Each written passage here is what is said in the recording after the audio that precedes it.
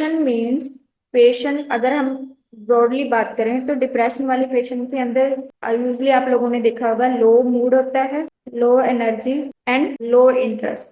Three things तो हमने basically देखा होता है। पेशेंट जो डिप्रेशन वाले होते हैं तो उसमें लो मूड होता है, मूड बहुत ही लो होता है, वो कभी भी ऐसे स्माइली फेस नहीं होंगे, पर ऑल टाइम क्या होंगे, सैड, हैप्पीनेस बिल्कुल नहीं होंगे, प्लेजर को एंजॉय करेंगे, और बहुत ही fatigue, lethargic, low energy and low interest. कोई भी अगर आप कुछ काम कर रहे हो उसमें वो इंटरेस्ट नहीं दिखाएंगे, खुद का उनका इंटरेस्ट नहीं कर, अगर तो वो कुछ कर रहे होंगे, फॉर एग्जाम्पल क्लैपिंग कर रहे होंगे, बट वैसे वो सैड होंगे, उसमें इंटरेस्ट नहीं लेंगे, तो ये जो सिम्टम्स उनमें आने लग जाते हैं। तो डिप्रेशन की पैथोफिजियोलॉजी क्या है, कि होता क्या है, माइंड में क्या चेंजेस होते हैं, तो इसके अंदर इंपॉर्टेंट वाइटल रोल होता है। तो न्यूरोट्रांसमीटर्स दो, जैसे सेरोटोनिन प्लस नोरएपिनेफ्रिन, तो सेरोटोनिन प्लस नोरएपिनेफ्रिन इन दोनों का ही लेवल है डिप्रेशन के अंदर लो हो जाता है, तो उसकी वजह से पेशेंट्स को ये सिम्टम्स हैं वो आने स्टार्ट हो जाते हैं। सेरोटोनिन का फंक्शन क्या होता है, तो सेरोटोनिन जो होता है वो हमारे mood, sleep, appetite, emotional stability, इन सब के लिए हमें चाहिए होता है। तो होता है वो होता है नोरएपिनेफ्रिन, जिसको हम नोरेडीआर भी बोलते हैं। ये इसका फंक्शन क्या होता है, ये अलर्टनेस को अंदर हमारे अलर्टनेस है उसको एक्टिव रखता है, एनर्जी को एक्टिव रखता है, कंसंट्रेशन, मोटिवेशन, तो फास्ट जो बॉडी का सिस्टम है उसके लिए हमें नोरेडियर चाहिए होता है, स्लीपनेस वगैरह इसके लिए हमें सेरोटोनिन चाहिए होता है। जब इन दोनों का ही आपस में मिसमैच हो जाता है, दोनों डिसरेगुलेटेड हो जाते हैं, तो पेशेंट को सिम्टम्स एक्सपीरियंस होना स्टार्ट हो जाते हैं। तो पेशेंट में experience like low mood, loss of interest, low energy, poor concentration, sleep changes, appetite changes and feeling of worthlessness. ठीक है, तो main point, low mood, low energy and low interest, तो यू शुड ऑलवेज रिमेंबर कि depression में ये चीज तो होएगा। अब इसको दो टाइप में आगे डिवाइड किया हुआ डिप्रेशन। एक होता है एमडीडी, मेजर डिप्रेसिव डिसऑर्डर। उसमें क्या आता है, ये जो सिम्टम्स है अगर मोर देन 2 वीक्स तक रहते हैं तब हम उसको एमडीडी के अंदर डायग्नोज करते हैं। तो एग्जाम में कई बार आपसे ये क्लू पूछ लेते हैं कि एमडीडी का डायग्नोस्टिक क्राइटेरिया क्या है, तो यही इसका डायग्नोस्टिक क्राइटेरिया है। So in this MD means major depressive disorder. In this symptoms they last for more than 2 weeks. इसमें पेशेंट को खुद को नहीं पता चलेगा कि मुझे एमडीडी है, because they are sad for few days, काफी दिनों से वो सैड होगा, बट अगर वो सिम्टम्स है वो कॉन्टिन्यूसली परसिस्टेंट रह रहे हैं, ठीक है, परसिस्टेंट रह रहे हैं, प्लस उसका जो एक्टिविटी ऑफ डेली लाइफ है उसके अंदर वो इंटरफेरेंट कर रहे हैं, so interfering with the activity of daily life, तब हम उसको क्या करेंगे, एमडीडी के अंदर डायग्नोज करेंगे। इसके जो कॉमन मैनिफेस्टेशंस होते हैं, डिप्रेस्ड मूड, एंडोनिया, ये आपको हमेशा इंपॉर्टेंट वर्ड है, ये पता होना चाहिए। एंडोनिया का मतलब क्या होता है, इनएबिलिटी टू फील प्लेजर। वैसे हमें पता होगा लॉस ऑफ इंटरेस्ट नहीं होगा, बट कई बार ये वर्ड आ जाता है, तो एंडोनिया मतलब इनएबिलिटी टू फील प्लेजर, तो कोई भी मूवमेंट होगा उसमें उसको खुशी नहीं होगी, प्लेजर नहीं एंजॉय करेगा। लाइक पेशेंट मिल से कि अगर वो अपने फ्रेंड्स को मिल रहा है तो उसको खुशी होगी, वहां पे म्यूजिक बज रहा होगा, बट पेशेंट विल से nothing makes me happy anymore, कि कुछ भी मुझे खुश नहीं कर रहा, तो इस तरह से इसको सैडनेस है, वो इंजॉय नहीं कर पाएगा उस मोमेंट को। Then next is sleep disturbance, appetite and weight changes, poor concentration, feeling of guilt या worthlessness, psychomotor changes. Psychomotor changes का मतलब होता है पेशेंट की जो फिजिकली, साइको मतलब उसके ब्रेन से रिलेटेड, मोटर मतलब उसका चलना फिरना, लाइक वो बहुत स्लोली वॉक करना स्टार्ट कर देगा, बहुत धीरे धीरे कोई भी काम कर रहा है, वो काम 5 मिनट में करना उसको 20 मिनट लगा देगा, इस तरह से उसकी साइकोमोटर चेंजेस आना स्टार्ट होंगे। And very important, suicidal thought, इसको हम एमडीडी के अंदर करते हैं। सेकंड होता है डिप्रेशन, वो होता है उसका टाइप होता है सीजनल अफेक्टिव डिसऑर्डर। ये क्या होता है कि कोई पर्टिकुलर सीजन में ही पेशेंट को होता है, लाइक या विंटर में हो सकता है, वो जो सिम्टम्स है डिप्रेसिव सिम्टम है वो विंटर टाइम के ड्यूरिंग ही उस वाले सीजन में इसको सिम्टम्स होते हैं। जैसे ही विंटर खत्म हो जाता है, दूसरा समर स्टार्ट होता है, तो जो सिम्टम्स है वो डिसअपियर हो जाते हैं। तो इसलिए word means keyword is seasonal, तो पर्टिकुलरली एक सीजन के अंदर पेशेंट को लो मूड है, ये लो मूड हो गया, एंड एंडोनिया वगैरह होगा, जो सोशल विड्रॉल होगा, ये सारे सिम्टम्स है वो आने स्टार्ट हो जाते हैं। सो मेन जो important points, first one is जो मेन कॉज है वो है stressful life event, stressful life events. तो ये कुछ भी हो सकता है उसका लाइफ का। फॉर एग्जाम्पल किसी भी रीजन से उसको जॉब नहीं मिल रही, अनएम्प्लॉयमेंट। जब हम पेशेंट से हिस्ट्री टेकिंग करते हैं तो वो बताता है कि मेरे 6 मंथ हो गए, मेरी जॉब है वो लॉस हो गई, अब मुझे जॉब नहीं मिल रही। तो they can be a risk factor for patient को डाइवर्स होने के। देन है डिप्रेशन के, sorry, next point is divorce, financial issues, any loss of a loved one. ये बहुत ही इंपॉर्टेंट है। कई बार क्या होता है कि भी इसका कोई अगर मदर है या फादर है या उसका फ्रेंड है, किसी लव वन की अगर डेथ हो जाती है तो उससे भी पेशेंट को डिप्रेशन हो जाता है। एनी सोशल आइसोलाइजेशन और मेजर कोई भी रिलेशनशिप प्रॉब्लम, तो वो उससे क्या है, पेशेंट को इसे डायरेक्टली ऑटोमेटिकली ये डिप्रेशन कॉज नहीं करते, बट क्या करते हैं, धीरे धीरे उनको जो सिम्टम्स है वो इंक्रीज करते रहते हैं। अगर for example patient will say a patient who is recently lost their job and he says I don't enjoy anything any more. So अब इसमें हमें इंटेंशन देना पड़ेगा कि अब वो उसको कुछ भी चीज को इंजॉय नहीं कर रहा, हो सकता है उसको जो डिप्रेशन के सिम्टम्स है वो स्टार्ट हो गए हैं।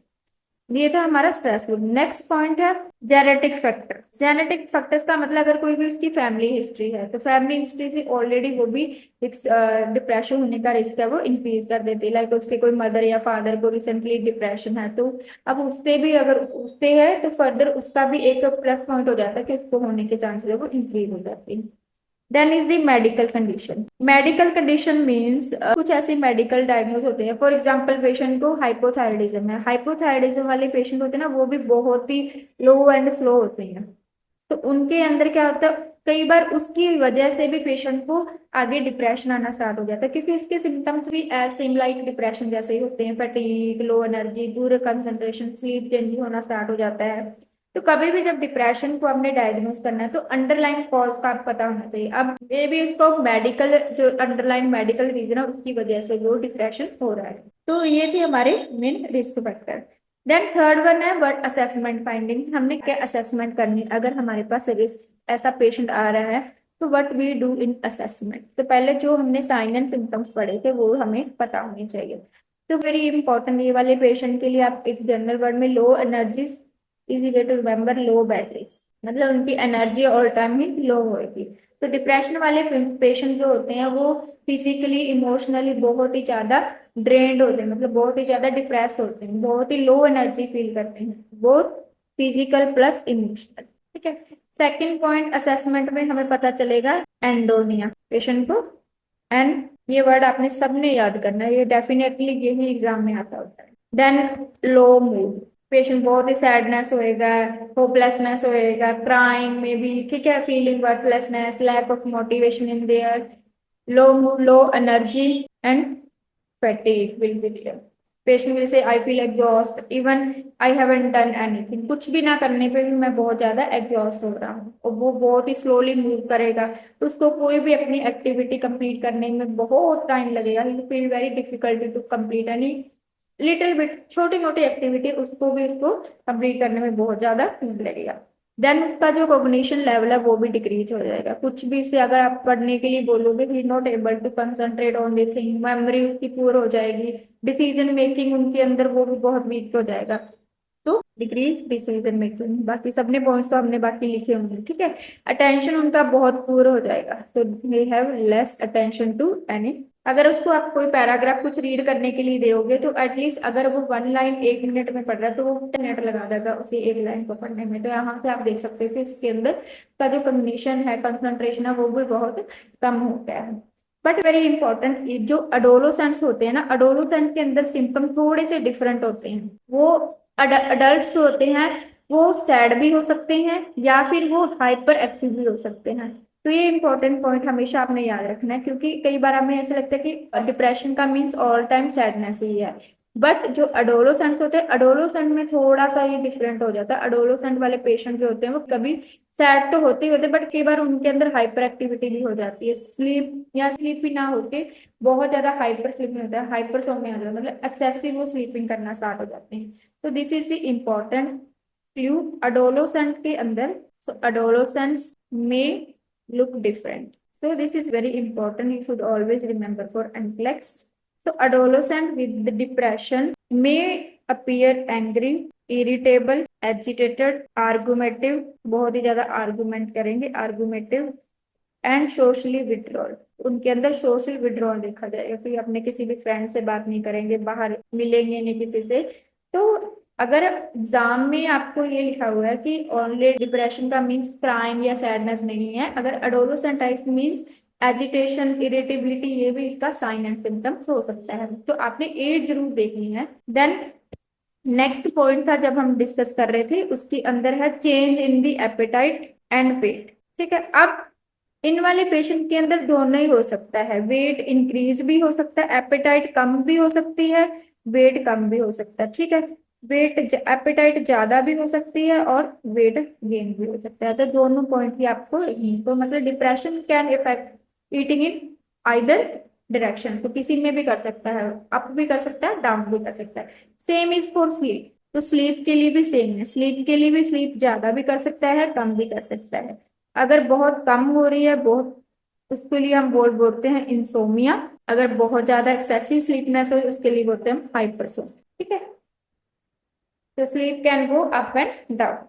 Then is this psychomotor disturbance. Psychomotor disturbance means patient they can move very slowly, speak very slowly। तो जब आप उससे कुछ पूछोगे उसका जो बैक रिस्पॉन्स होगा वो बहुत डिलेड होगा, so has very delayed response and he appears very physically, बहुत ही वो स्लो हमें दिखेगा। ठीक है, ये था अगर बहुत ज्यादा डिस्टरबेंस हो रही है। अब इसमें भी दोनों हो सकते हैं, अप भी हो सकते हैं, डाउन भी हो सकते हैं। तो ये जो हमने डिस्कस किए थे ये किए थे अप के, इसको हम बोलते हैं साइकोमोटर रिटार्डेशन, साइकोमोटर रिटार्डेशन। अगर उल्टा हो रहा है, एजिटेशन हो रही है, तो साइकोमोटर एजिटेशन है। तो इसमें या जो हमने डिस्कस किया स्लोली, इसमें everything will be very up. अब इसमें पेशेंट है वो हाइपर एक्टिव हो जाएगा। पेशेंट के can not able to sit on a space, एक ही स्पेस पे वो बैठ नहीं पाएगा। ठीक है, he can not sit still, घूमता रहेगा। ठीक है, पेसेस एक दूसरे की ओर वो मारेगा, मुक्के मारेगा, and he appear very restless and agitated. तो अब अगेन डिप्रेशन में एजिटेशन भी हो सकती है और जो सिम्टम्स है वो स्लो भी हो सकते हैं। देन वेरी इंपॉर्टेंट पॉइंट है, वो हमेशा ही एनक्लेक्स में डिप्रेशन में हाईएस्ट प्रायोरिटी होता है, वो है सुसाइडल थॉट।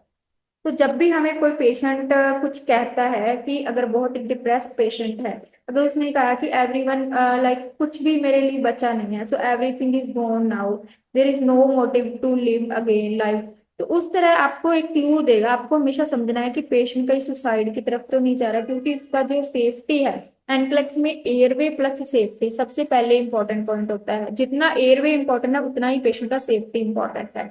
तो सेफ्टी हमेशा डिप्रेशन वाले पेशेंट में सबसे मस्ट फर्स्ट प्रायोरिटी होती है।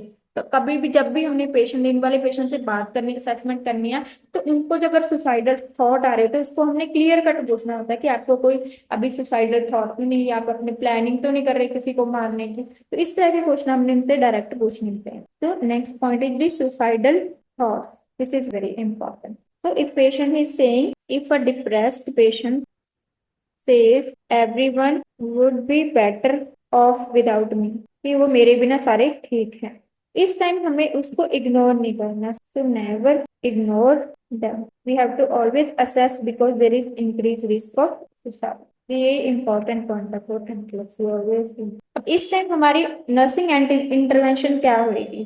तो what is the nursing care? So nursing intervention, first we have to always maintain safe, so safety come first. So safety is the first number one priority care. This is extremely important for NCLEX। तो अगर patient को कोई भी suicidal thoughts आ रहे हैं तो safety always takes come over, जो ओवरटीन आपका नॉर्मल जो रूटीन है उसका, उसमें सबसे पहले हमने पेशेंट की सेफ्टी पे फोकस करना है।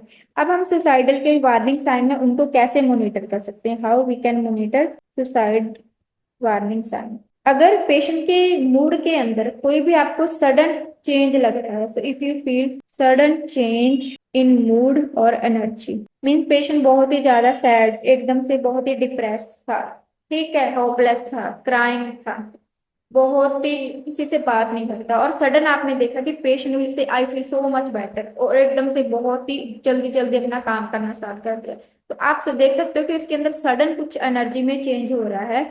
तो अब उसमें क्या होता है कि it can be a warning sign, तो वो हो सकता है वो सुसाइडल का कोई प्लान बना रहा हो। तो this could be a warning sign. तो आपको एग्जाम में जब भी क्वेश्चन आएंगे उसमें आपको ये देखा गया कि वार्निंग साइन क्या है, तो आपने देखना है कि कुछ वो काम कर रहा होगा, उसमें सडन कुछ चेंज हो रहा होगा, तो मतलब he is acting on a suicidal plan. तो sudden improvement to patient safety बस इम्पोर्टेंट।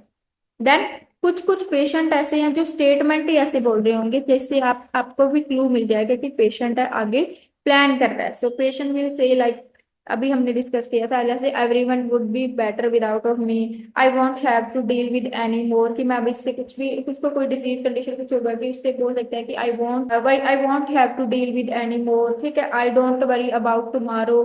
तो इस तरह के कुछ भी आपको नेगेटिव अगर स्टेटमेंट मिल रहे हैं पेशेंट के कमेंटिंग में, तो आपको उससे क्लू लगाना है कि हाँ हो सकता है वो प्लान कर रहा है, हमें फर्दर असेसमेंट की वहां पे रिक्वायर है। Then third point is the if he is giving away possessions. तो गिविंग अवे पोसेशंस इसका मीन्स होता है कि अगर फॉर एग्जाम्पल उसका कुछ भी इतना बहुत ही इंपॉर्टेंट होएगा, बहुत ही उसका वर्थ इट होएगा, तो उसके लिए बहुत ही इंपॉर्टेंट होएगा, लाइक कुछ उसका बहुत ही कॉस्टली, बहुत ही एक्सपेंसिव वॉच होगी, तो वो उसको देना स्टार्ट कर देगा। He will say you should take my watch, I don't need any more. तो आप उससे भी थोड़ा आइडिया लगा सकते हो कि अगर पेशेंट को इस तरह के सुसाइडल थॉट आता है, तो मतलब कुछ भी अपनी एक्सपेंसिव चीज है या उसका कुछ लव्ड वन है, कुछ किसी चीज को वो देना स्टार्ट कर देगा।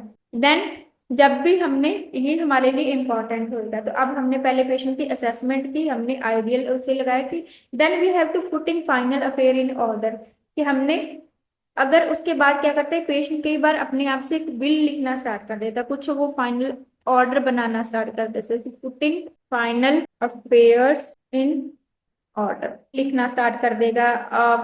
बाकी जो पीपल्स हैं उनको गुड बाय कहना स्टार्ट कर देगा, ठीक है, अपने जो फाइनेंशियल प्रॉब्लम्स है उनको थोड़ा बहुत सेटल करना स्टार्ट कर देगा। अनयूजल आर्गुमेंट जैसे होते हैं अरेंजमेंट करना स्टार्ट कर देगा, मतलब उस टाइम आप सोच सकते हो कि कुछ अनफेयर लग रहा है आपको, कुछ अलग रहा है, लेकिन वो सुसाइड के लिए क्या कर रहा है, प्रिपरेशन कर रहा है। So he may be possible preparation for suicide. so these are the things। अब हमने क्या करना है, so other thing what we have to do, so in that we have to always ask directly about suicide. तो ये important point है कि जैसे ही आपको ऐसे लगता है कि वो कुछ प्लान कर रहा है, then we have to as a nurse we have to ask directly, have you been thinking about suicide, do you have any plan. तो इस तरह के क्वेश्चन आपने उनसे डायरेक्ट पूछने हैं कि सो दैट हम उसका जो अंदर उसके दिमाग में क्या चल रहा है, तो उसको हमने अच्छे से आइडेंटिफाई, क्योंकि हमें क्लू मिल जाए कि हाँ अगर वो प्लानिंग कर रहा है तो हम उसको फर्दर उसके लिए इंटरवेंशन कर सकते हैं।